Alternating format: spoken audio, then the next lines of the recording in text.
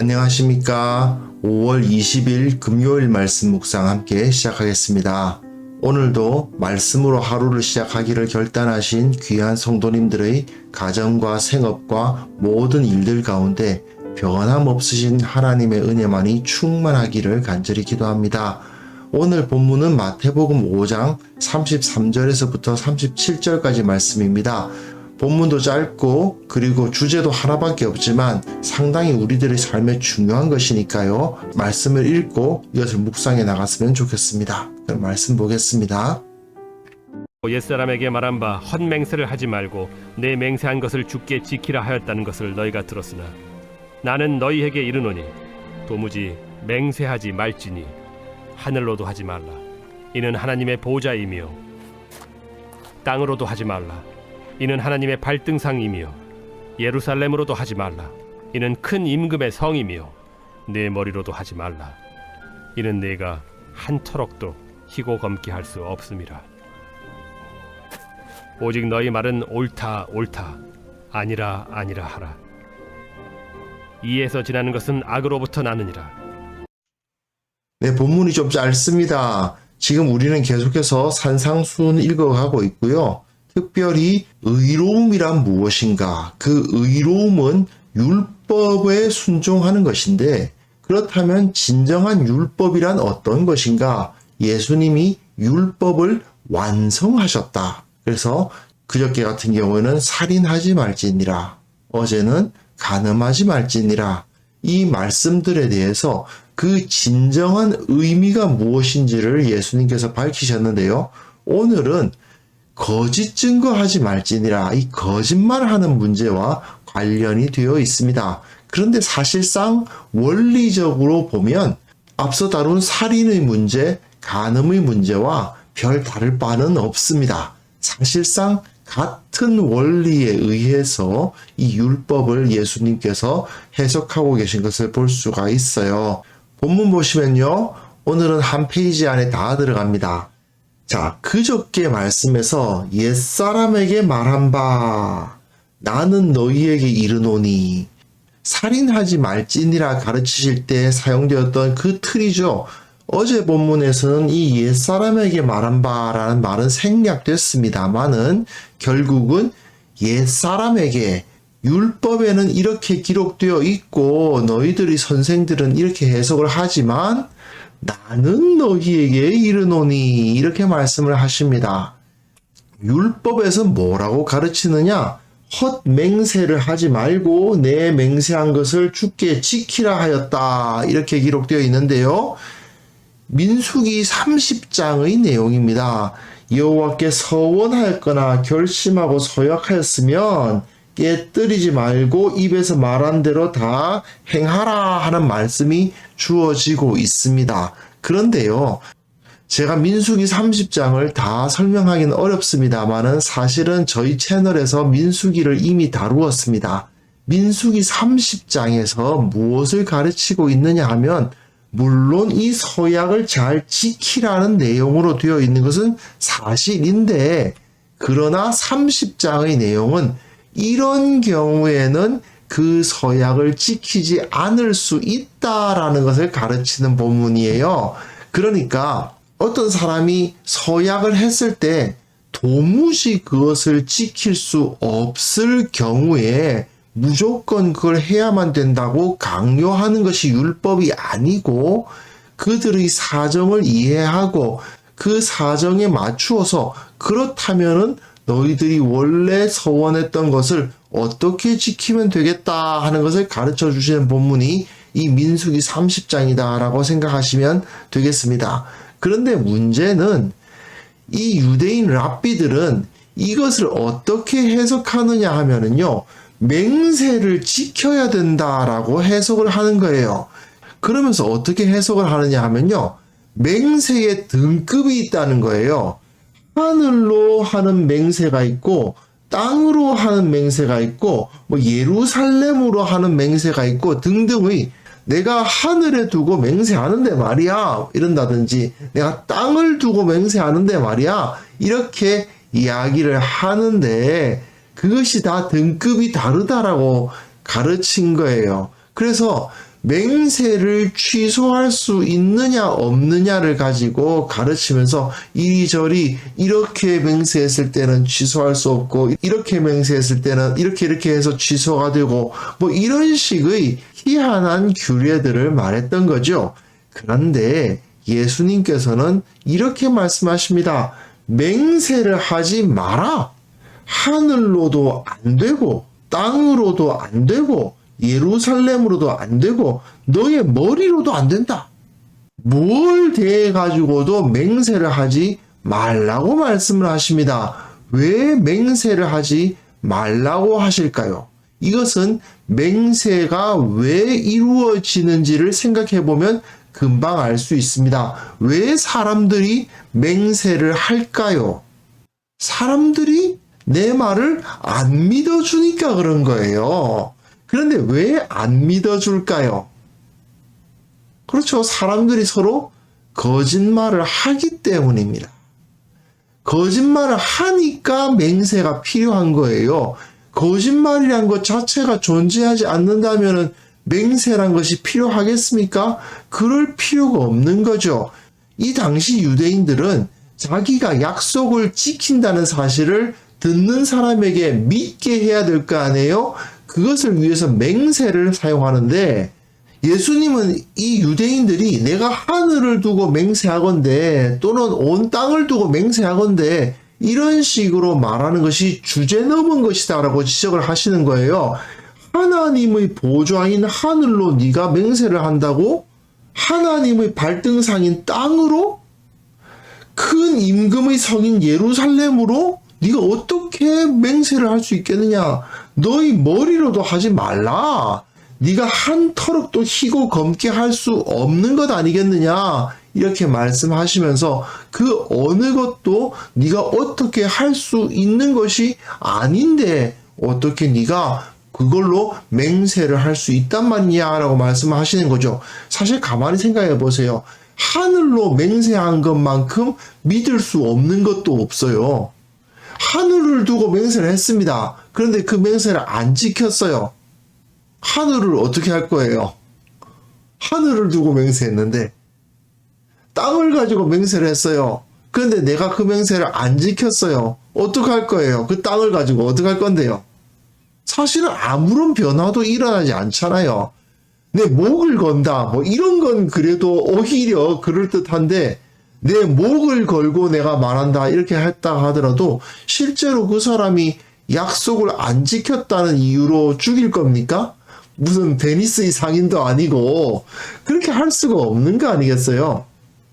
그러니까 내가 반드시 갚겠습니다. 내 목을 걸고 내가 반드시 이 돈 갚겠습니다. 이래 봤자 그 돈 안 갚았다고 그 사람을 죽일 수는 없는 노릇이니까 결국은 그것을 믿을 수는 없는 거죠.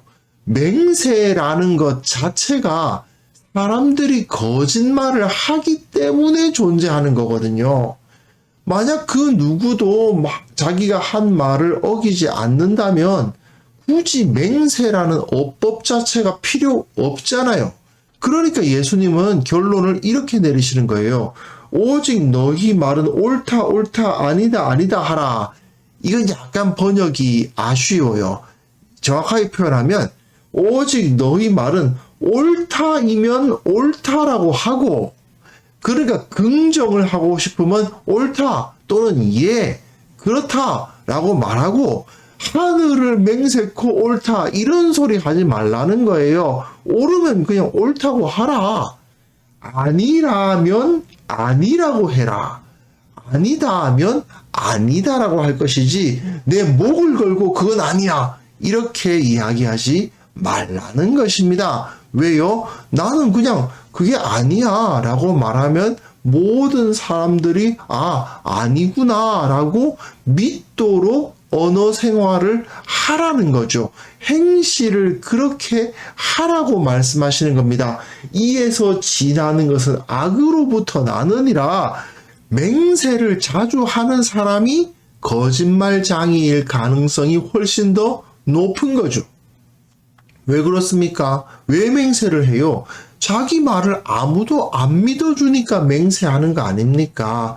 그렇기 때문에 예수님은 예수님의 제자들에게 맹세를 하지 않아도 너희 말은 누구나 믿을 수 있을 정도로 진실된 삶을 살아라. 그렇게 가르치고 계신 것입니다. 사실 그리스도인들의 말은 한마디 한마디가 보증수표라는 그러한 평가를 받아야 됩니다. 요즘은 그래도 사람이 거짓말을 해서는 안 된다는 인식이 퍼져가고 있습니다만은 우리나라 사람들이 이 거짓말이라는 것이 그렇게 큰 죄라고 생각하지 않는 경향이 있어요.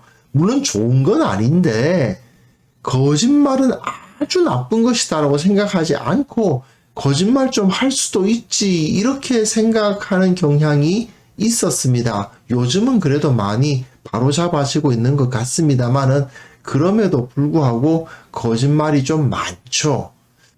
참 정치하시는 분들 거짓말 안 하면 정치가 안 되는 걸까요? 참 어렵습니다. 어쨌든 그런 일들이 많이 벌어지는데 하지만 사실은 거짓말이란 것은 모든 죄악의 뿌리입니다. 아담과 하와가 최초로 범죄했을 때 뭐 때문에 범죄했습니까? 뱀의 거짓말 때문 아닙니까? 진실을 감추고 거짓을 말하는 것, 이것이 모든 죄악의 시작이었다는 것을 우리는 반드시 기억해야 됩니다. 특히 교회의 경우에는 더 심합니다. 교회는 하나님의 말씀 위에 세워져 있는 공동체 아닙니까? 그런데 그 교회가 하나님의 말씀과 다른 거짓을 자꾸 받아들이게 되면 어떻게 될까요? 그 기초부터 무너지게 되는 것입니다. 그렇기 때문에 우리는 교회 내에서 특별히 이 거짓말이 자리 잡지 못하도록 해야 됩니다. 그리고 거짓말은 사실은 교회뿐 아니라 우리가 살고 있는 사회를 심각하게 오염시키는 것이죠. 그러니까 그리스도인들은 정말 철저하게 정직하려고 노력해야 됩니다. 어느 정도로 정직해야 되느냐? 야, 우리 어디 모여서 어디 가자 그랬는데 너 거기 갈 거야? 그럼 하면 그 사람은 반드시 온다 라고 믿음을 주는 사람들이 되어야 돼요. 네, 그러면은 그 사람은 반드시 그것을 한다라는 믿음을 줄 정도의 사람이 되어야 되지 않겠습니까? 그런데 사람들은 그렇게 말하면 잘 안 믿잖아요. 진짜로 올 거야? 그때 그 시간 뺄 수 있어? 이렇게 이야기를 막 다짐을 받죠. 왜 서로 이야기를 하면서 막 다짐을 받느냐? 믿을 수 없기 때문이잖아요. 그런데 우리 그리스도인들은 그러면 저 사람은 믿을 수 있다. 아니? 하면 저 사람은 분명히 그것을 하지 않는다. 이렇게 확실하게 믿을 수 있는 사람들, 그 말 한마디가 보증수표 같은 사람들, 그런 사람들이 되어야 되지 않겠습니까? 그래서 이 시간 함께 기도하실 때에 우리 모든 말과 행동이 거짓되지 않게 하여 주옵소서.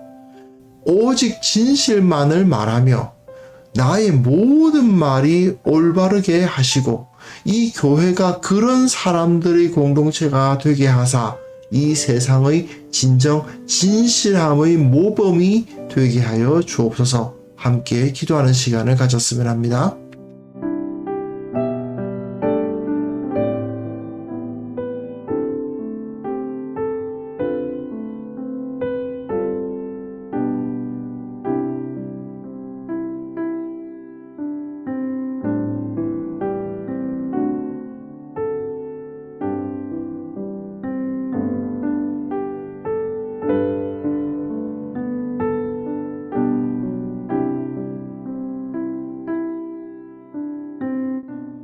하나님 아버지, 이 세상에서는 사람들이 거짓을 말하기를 두려워하지 않지만 우리는 오직 진실만을 말하게 하여 주옵소서.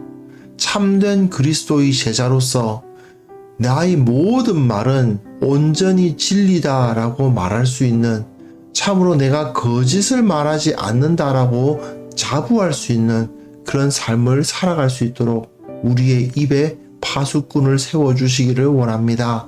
주님, 교회 안에는 어떠한 거짓도 머물지 못하게 하시고 교회의 모든 구성원들은 오직 진실된 말만을 하려고 노력하는 자들, 참으로 그들의 말은 오직 진리밖에 없다라고 평가되는 그러한 사람들이 다 될 수 있도록 도와주옵소서. 아버지, 한국 교회가 참으로 세상 앞에서 저들은 진실되다, 저들은 거짓말을 하지 않는다, 그러한 모범이 될 수 있도록 도와주옵소서. 세상의 거짓을 바로잡는 사람들이 그리스도인들이 되게 하여 주시고, 참으로 거짓말을 하지 아니하고 온전히 진실만을 말한다 하더라도 이 세상은 충분히 발전할 수 있고 이 세상에서 충분히 잘 살아갈 수 있음을 보여줄 수 있는 그런 사람들이 다 될 수 있도록 도와주시기를 원하고 바랍니다.